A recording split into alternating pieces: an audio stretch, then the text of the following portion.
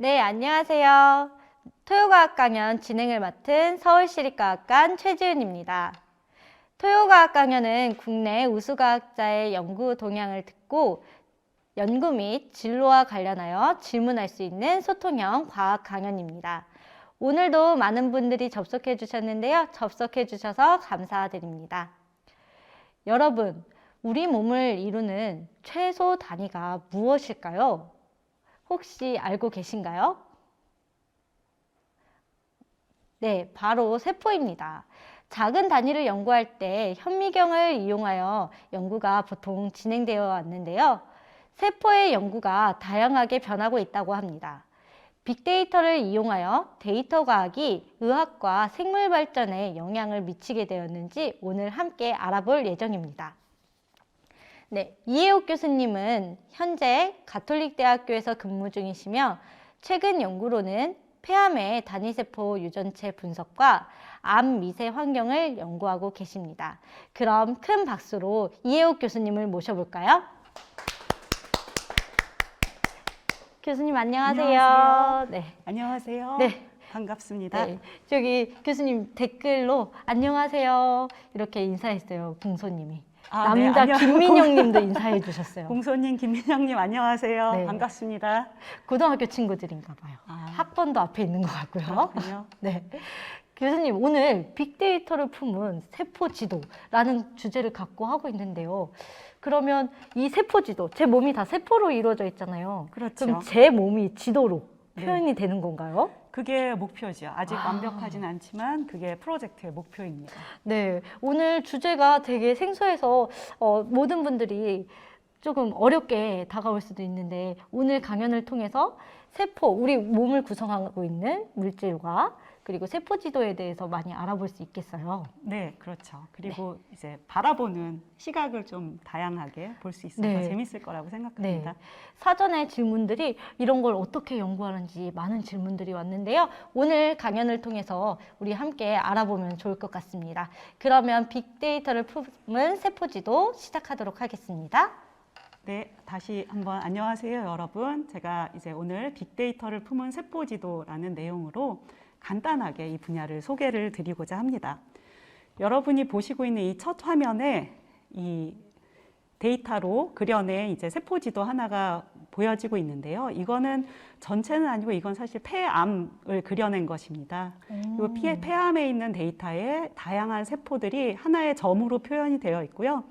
이거는 대략 한 20만 개를 가지고 찍어낸 그림입니다. 그리고 여기에 입혀진 색은 저희가 가짜로, 수도 칼라라고 가짜로 입혀놓은 걸로 예를 들면 여기에 있는 이 군집은 T세포라는 면역세포고 빨간색으로 표현해낸 거는 지금 폐암세포가 되겠습니다.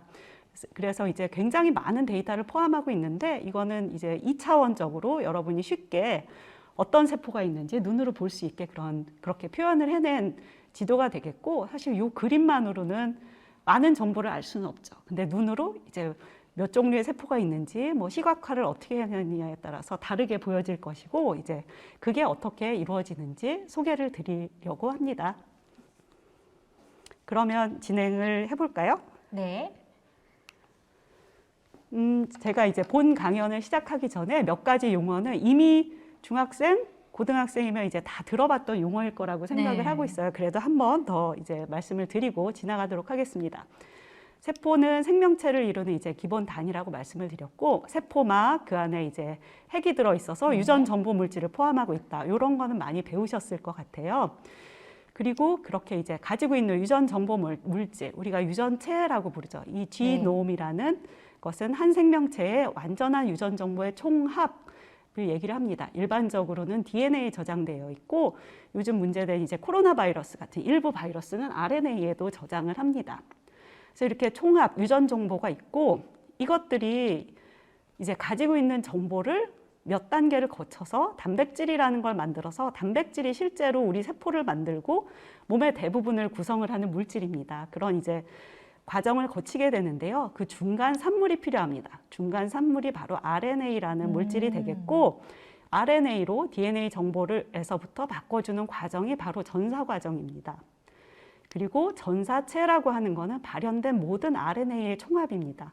그러니까 유전 정보가 우리 몸에 이제 기능을 하는 단백질로 가기 위한 중간 단계에 있는 산물로 유전 정보를 해독하는 굉장히 많은 정보를 담고 있다라고 볼 수가 있는 거죠.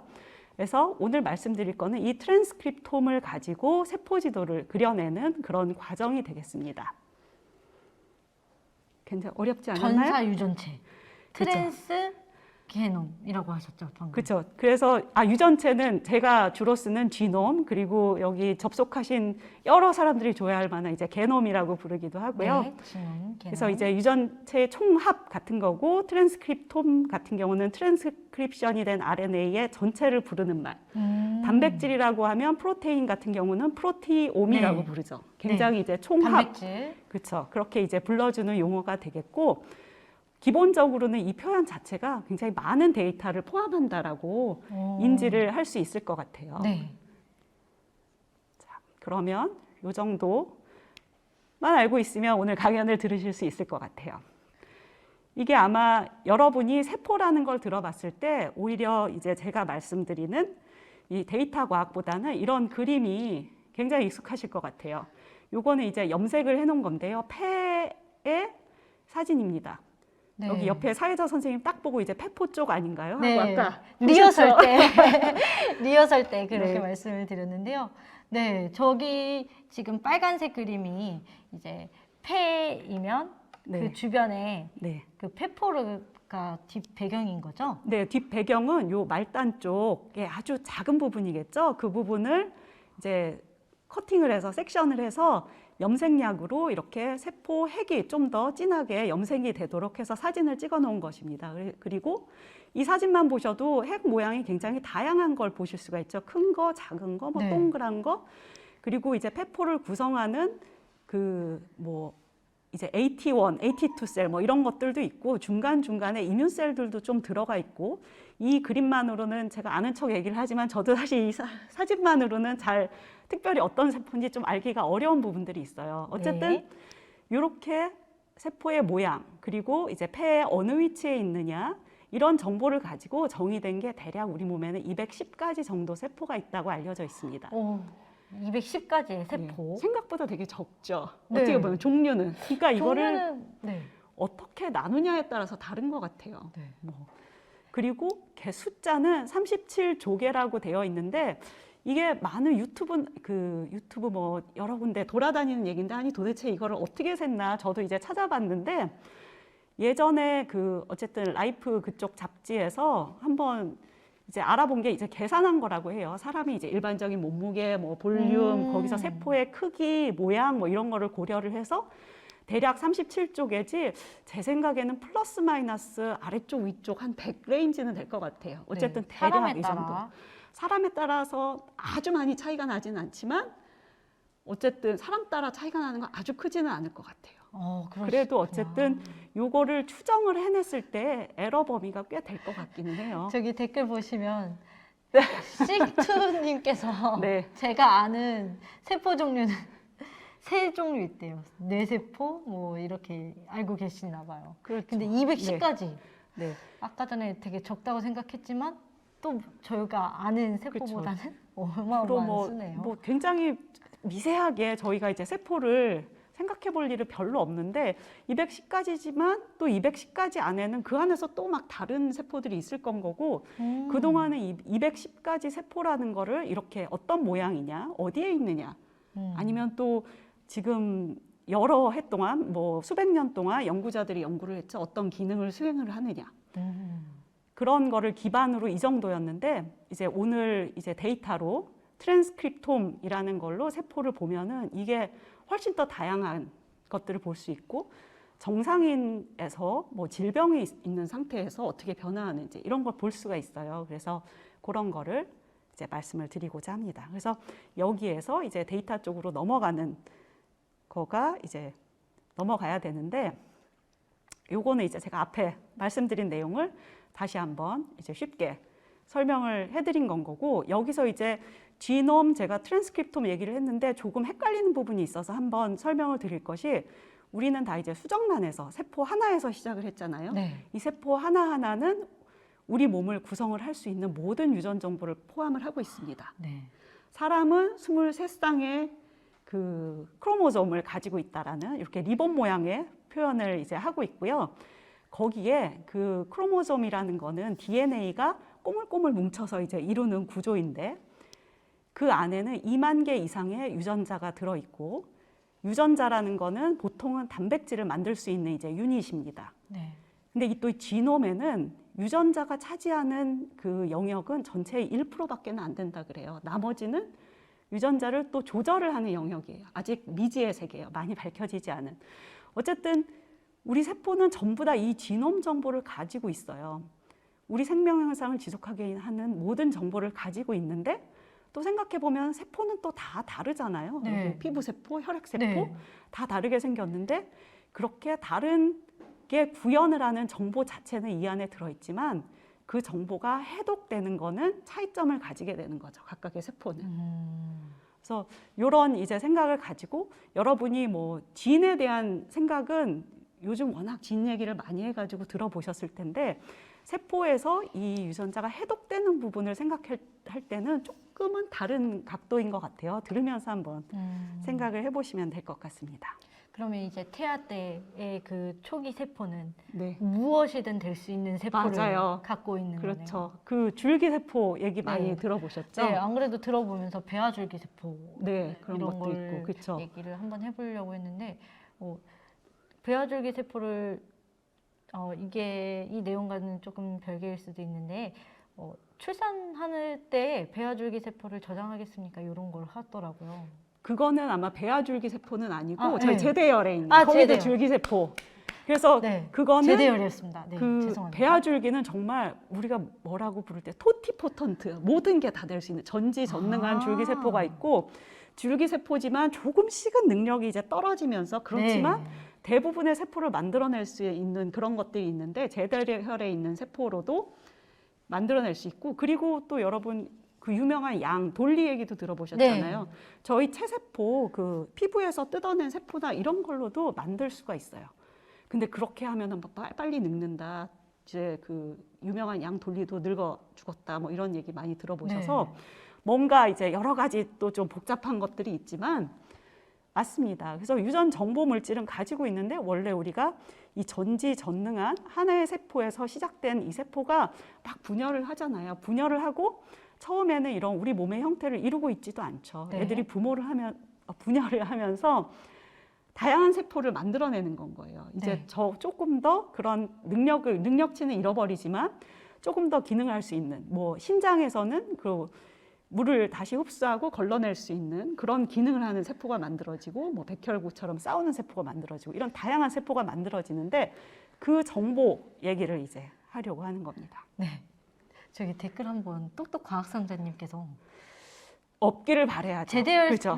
올려놨는데 쓸 일이 있을까요? 이런 질문하신 것 같아요. 저도 제 아들이 지금 고3인데 저희 아들 제대열도 올려놨는데 다시 안 찾아봤고 보통은 10년 계약이어가지고 안 쓰는데 사실 현재로는 쓸 일이 없기를 바라는 게 좋겠죠. 맞아요. 큰 일이 있을 때 그걸 네네. 사용하려고 했었던 그런데 거니까요. 아마 그 활용도가 높아질 수 있을 것 같아요. 그래서 요즘에 이제 여러 가지 질병에 대한 치료법을 개발을 하면서 오늘 주제는 아니지만 자꾸 다른 데로 튀는 것 같기는 네, 해요. 죄송해요. 주제는 아니지만 치매 뭐 이런 것들 연구도 하고 하면서 뭔가 이제 여러 가지 세포를 분화할 수 있는 내 것이 저장이 되어 있다면 쓸 수 있는 활용도가 좀 더 증가할 것 같기는 해요. 근데 현재로서는 쓸 일이 없는 게 훨씬 좋다라고. 네. 네. 네, 그럼 다음 강의 네. 내용으로 가보겠습니다. 진행하도록 하겠습니다. 자, 얘기를 하기 위해서는 결국 이 지놈 얘기를 조금 더 해야 될 것 같습니다. 인간 이제 게놈 프로젝트 아니면 휴먼 지놈 프로젝트도 여러분이 많이 들어보셨을 것 같아요. 네. 우리 몸에 있는 32억 개의 뉴클레오타이드 염기쌍의 서열을 밝히는 프로젝트입니다. 갑자기 뭐 DNA 얘기하다가 뉴클레오타이드는 새로운 건데 그건 아니고요. DNA가 구조가 디옥시라이보 뉴클레이크 애시드여가지고 DNA도 이제 화학 구조잖아요. 이게 긴 체인을 형성을 하게 돼 있는데 그 체인에는 이제 뉴클레오타이드 염기가 들어가게 됩니다. 그 종류가 A, G, C, T 4가지 종류가 있고요. 아데닌, 뭐 구아닌, 사이토신, 티민 혹은 타이민이라고 부르는 4가지 종류가 있고 AGCT 4개를 가지고 32억 개의 정보를 만드는 거예요. 이렇게 보면 생명체가 굉장히 컴퓨터스럽죠. 네. 저도 그 생각 굉장히 많이 하는데 이걸로 우리의 유전 정보가 코딩이 되어 있는 건 0과 거예요. 1로 컴퓨터가 그렇죠. 컴퓨터 네. 언어라면 네. 인간의 몸 언어는 AGCT라는 그렇죠. 거요. 네, 그렇죠. 그래서 그 생각을 어쨌든 저도 많이 했고, 그래서 이 프로젝트는 2003년에 완료가 사실 선언이 됐어요. 미국에서 이제 에너지성과 보건성 이 주로 서포트를 했고 8개국이 참여를 한 인터내셔널 프로젝트인데 우리나라는 참여를 그때 안 했는지 못 했는지 이제 그런 상태로 서열을 다 밝혀가지고 그게 지금 참조 유전체로 이제 공개가 되어 있어요. 이게 특정 개인은 아니고 12명의 익명의 그 기증자의 이제 DNA를 가지고 시퀀스가 완료된 이제 그런 것입니다. 그리고 요거는 여기 궁금하면은 사이트에 들어가 보시면 굉장히 잘 해놔서 이제 미국 사이트지만 한번 들어가 보시면 좋을 것 같고요. 여기 보시면은 제가 설명한 이제 유전 물질이 이렇게 컴팩트한 크로모솜이라고 보여지는 구조는 이제 특정 세포의 어떤 사이클 시기에만 보여질 수가 있는데 어쨌든 요거를 파헤쳐 보면 DNA가 꼬불꼬불 엄청나게 이제 꽁꽁 묶여가지고 저장이 되어 있는 거고 이제 여기에서 전사 그리고 단백질을 만드는 과정을 이제 거치게 됩니다. 자, 그러면 이 30년 전에 DNA 정보를 얻었던 방법을 제가 잠깐 설명을 드릴게요. DNA는 엄청 길어요. 이제 아까 32빌리언이었는데 사람 DNA 뭉치 엄청 긴 거를 좀 크게 잘라냅니다. 그래서 이제 100 라이브러리라는 걸 만들어서 요거는 또 이제 어쨌든 다시 뭐 증폭을 하고 하는 게 가능한데 그때 시퀀싱 기술은 이거를 한꺼번에 다 서열을 읽을 수는 없었어요. 그때는 이제 300개나 800개 정도를 읽을 수 있어서 근데 여기 또 잘라낸 것의 끝자락에 순서는 읽을 수가 있거든요. 그럼 네. 겹치는 부분을 가지고 큰 순서를 알아내는 건 거예요. 약간 레고 같은 그런 건 거죠. 그리고 요 좀 큰 조각을 더 토막을 내서 요거를 시퀀싱하는 기술은 있었어요. 그래서 요거를 다 읽어내면 이거의 순서가 어떻게 되는지를 내야 되는 거죠. 그래서 30년 전에는 어떻게 보면 이 시퀀스를 워킹하는 방식으로 알아냈어요. 굉장히 시간이 오래 걸렸겠죠. 13년 걸렸습니다. 그리고 돈도 굉장히 많이 들었다고 했고 요즘 DNA 정보를 얻는 방법입니다. 물론 이게 제가 특정 회사 거를 가지고 와서 조금의 이제 차이는 자세히 보면 있습니다만 이게 예전에 그 정보를 알아내는 방법은 그 DNA를 이루는 구조물질을 넣어두고 AGCT에 해당하는 걸 넣어주고 그 각각에는 이제 서로 다른 형광물질이 달려 있습니다. 네. 그리고 각각의 뭐 A가 DNA 안으로 들어가려면 뭐 DATP 이런 거여야 되는데 DDATP라고 조금 변형을 하면 화학 반응이 끝나버리게 돼 있어요. DNA가 더 이상 길게 늘어나지 못하고 확 끝나버립니다. 짧은 DNA가 맨 처음에 끝난 DNA가 A, 두 번째 끝난 DNA가 제가 사실 안 보여요. 근데 빨간색 뭔지 안 보이는데 굳이 몰라도 될 것 같아요. T. 이런 식으로 이제 순서를 알아냈던 거예요. 그게 이제 옛날이었는데 지금은 어떻게 되냐면요. DNA를 다 토막을 냅니다. 물론 중간 과정에 약간의 뭔가 프로세싱이 있긴 하지만 지금 4천만 개 이상의 스팟에서 이 리액션이 동시다발로 진행이 돼요. 그리고 형광이 탁 뜨잖아요. 그럼 카메라가 찰칵 찍으면서 그걸 다 디지털 정보로 저장을 합니다. 네. 그러면은 중간중간에 화학 반응이 일어나도 여기서 한번 일어나가지고 이 이미지 찍었잖아요. 다 씻어내요.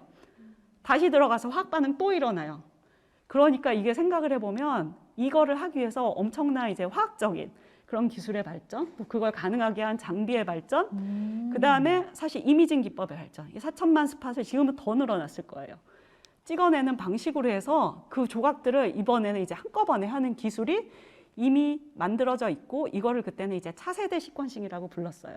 근데 넥스트 제너레이션이었는데 지금은 이거랑 또 다른 기술이 개발이 돼서 이 넥스트는 좀 주의해야 할 용어인 것 같아요. 지금은 세컨 제너레이션입니다. 이제 아마도 서드 제너레이션이 나올 거고 아직까지는 이 세컨 제너레이션이 주요하게 쓰이고 있습니다. 하지만 투자는 서드나 포스에 해야겠죠? 네. 좋은 투자 정보까지. 네. 네. 그래서 그러면은 그 토막난 DNA의 정보를 얻었어요. 다 토막 정보잖아요. 네. 이게 어떻게 DNA 순서가 되는지를 확인을 할 수가 있어야겠죠. 그게 이제 우리가 13년간 걸려서 만든 창조 유전체라는 게 만들어졌죠. 네. 여기에 매핑을 하는 겁니다. 컴퓨터 알고리즘이에요. 여기 같은 유사한 시퀀스를 가진 애들을 찾아가서 이 조각들이 어디에 해당하는지 쫙 매핑을 합니다. 네. 컴퓨터 기반 기술.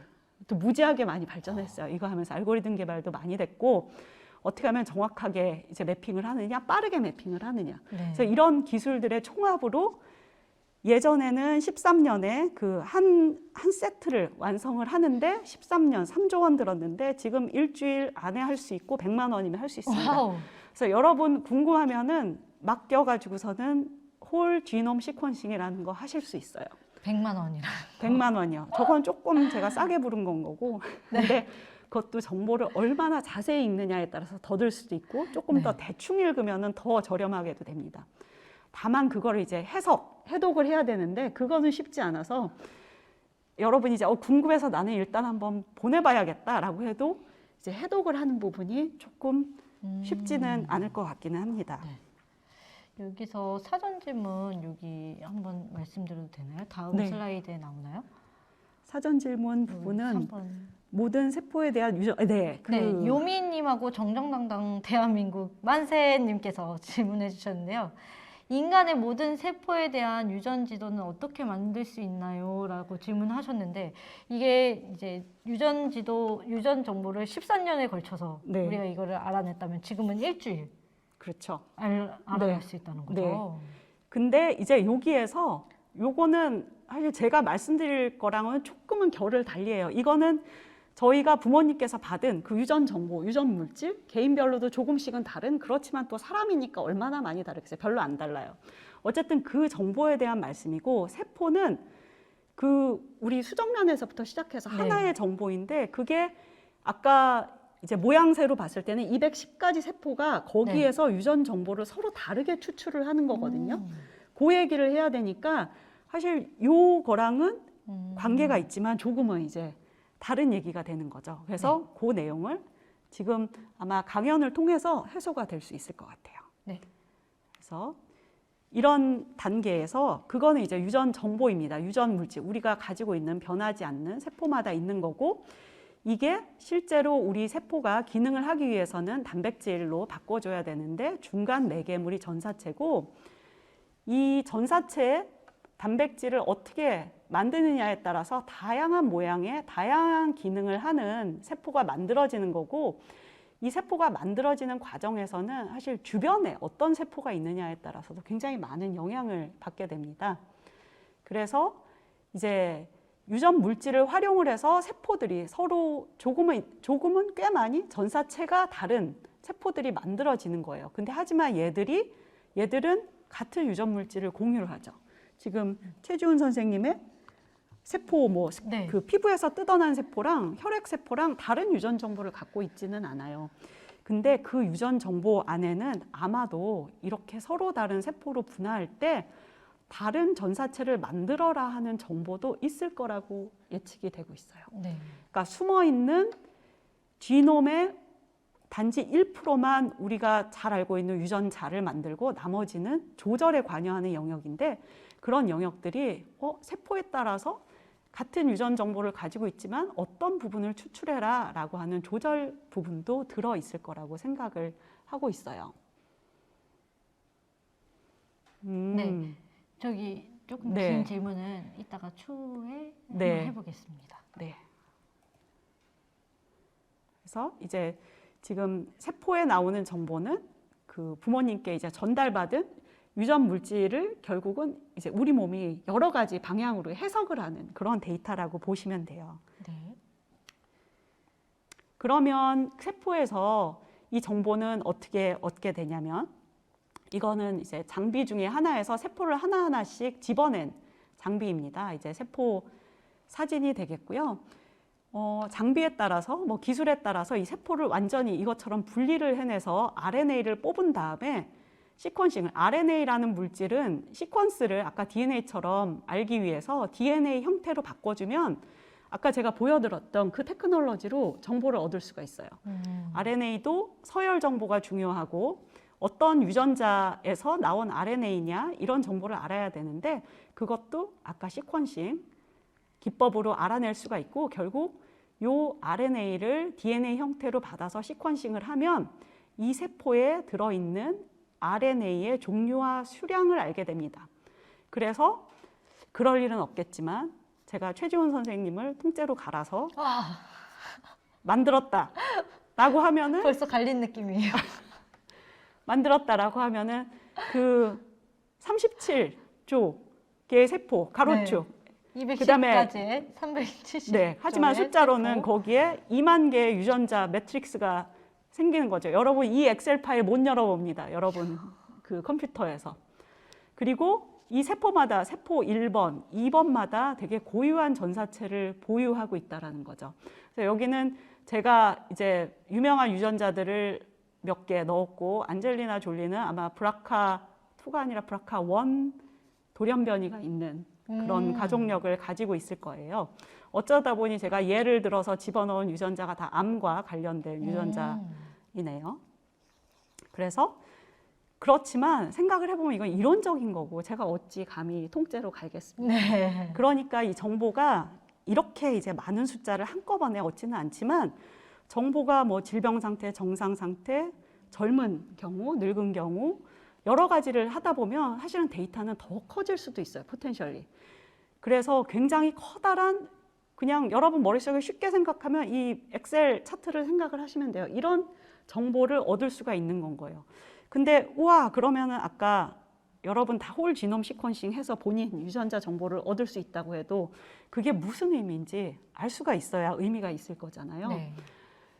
그게 사실 어렵겠죠. 지금 보면은 여기 최지훈 선생님을 이렇게 표현을 해낼 수도 있겠죠. 하지만 37쪽에 그러니까 세포가요. 이 데이터를 어떻게 해석을 할 것인가라는 부분은 여전히 굉장히 어렵죠. 어떻게 보면 이제 의미를 찾기가 조금 어려운 건 거죠. 이거를 우리가 해석하고 해독할 수 있는 형태로 만든 것이 바로 이제 세포 지도라고 간단히 생각을 하시면 되겠습니다. 네. 제가 갈려진 제 폐포가 여기 그려져 있는 건가요? 폐 지도가? 지금 일단은 아니길 바라야 되는 거예요. 이거는 제가 그 정상인 게 없어서 이거는 폐암, 세포 지도여가지고 여기에 이제 빨간 부분은 없을 거라고 생각을 하고, 그러니까 기존에는 우리가 이제 생각하던 세포는 이 조직 공간 안에 존재를 하고 이런 것들이 이제 익숙했었다면 아까 말씀드렸던 그 데이터를 가지고 데이터 공간 안에서 표현을 해내준 것이죠. 물론 세포는 혼자 살지 않아요. 그래서 이런 공간이 무척 중요해요. 이 정보보다 이게 더 중요한 게 아니라 다른 앵글인 거예요. 여기서 얻을 수 있는 정보가 또 굉장히 많은 건 거죠. 그리고 오늘 얘기는 안 하지만 얘와 얘를 연결하는 게 또 굉장히 필요한 그런 그 학문이 되겠죠. 그래서 이제 대략 이렇게 해서 세포 지도가 어떻게 그려지는지는 대충 설명이 되었나요? 네. 근데 교수님의 전공이 점점 궁금한데 이제 쭉 생물학만 하신 건가요? 그렇죠. 데이터 과학이나 이쪽 네, 컴퓨터 과학. 저는 지금 뭐 여기서도 고백할 수 있고 많이 하지만 저는 컴퓨터 잘 모릅니다. 그래서 이런 이제 분석하고 하는 거는 저도 배워가고 저보다 훨씬 더 잘하시는 박사님들과 이제 같이 연구를 하고 있고, 저는 이제 오히려 생물학적 해석이나 이런 것들을 훨씬 더 많이 하면서 이제 해석하고 이제 해독하는 건 거죠. 저는 이제 해석을 많이 하고 해독하는 부분은 저도 이제 배워가면서 하고 있습니다. 여기 사전 질문에서 달령님께서 네. 컴퓨터 공학과 인간 세포를 연결할 수 있는 전공은 무엇일까요? 이랬는데 이렇게 모여져 있는 전공은 없는 거죠? 이게 제가 사실 원하는 그런, 저는 대학원생이 신입생이 왔으면 좋겠는데 컴퓨터 소프트웨어와 바이올로지를 복수 전공한 복수 전공이 필요하다는 거. 하면은 지금 요즘에 옛날보다 복수 전공 굉장히 많이 하세요. 근데 컴퓨터나 수학적 아니면 통계학적 백그라운드를 가지고 하지만 이제 바이오에도 생소하지 않은 그냥 또 나중에 하는 거는 아무래도 이제 깊이가 있기가 좀 어려워요. 나중에 하기도 해요. 많이 그렇게도 잘하는 분들이 많으니까. 근데 두 가지 능력이 다 필요하고 근데 이제 컴퓨터 공학적 능력이 훨씬 강하다 그러면은 이런 데이터를 어떻게 표현을 해내줄 것이냐. 지금 저는 이제 그냥 세계 지도로 표현을 해보자면, 예를 들면 이제 우리나라에서 대동여 지도를 만들었고, 일본은 누가 무슨 지도를 만들었는지 모르겠지만 각각 지도를 만들었어요. 나라별로 만들죠. 나라별로 만들었어요. 세계 지도를 만들려고 그러면 그냥 그걸 붙여놓으면 될까요? 그렇진 않잖아요. 네. 뭔가 서로 통일을 된 기준점을 가지고 해야 되는 그런 게 있죠. 네. 그거를 어떻게 데이터를 통합할 것인가, 이런 분야 쪽으로 조금 더 접근을 하게 되겠죠. 컴퓨터가 훨씬 강한 경우는 세포에 대해서 아주 많이 모르더라도 이렇게 서로 다르게 만들어졌던 데이터를 문제없이 훨씬 실제적인 사실에 적합하게 표현을 해내려면 어떤 수학 공식을 이용을 하고 어떤 모델링을 할 것인가, 이런 게 훨씬 컴퓨터를 이제 전문으로 하는 사람은 훨씬 더 강할 것이고, 하지만 무엇이 필요한가 부분은 이제 바이오를 한 사람들이 훨씬 강하게 됩니다. 그래서 분야를 같이 알고 있으면 훨씬 효과적으로 진행이 되고, 그렇지 않을 경우, 많은 경우는 그렇지 않은데 이제 협업을 통해서 많이 네. 진행이 되게 되죠. 네, 대충 네. 대답이 네, 되었네요. 충분한 답변인 것 같습니다. 네, 그러면 이제 데이터는 이렇게 그린다.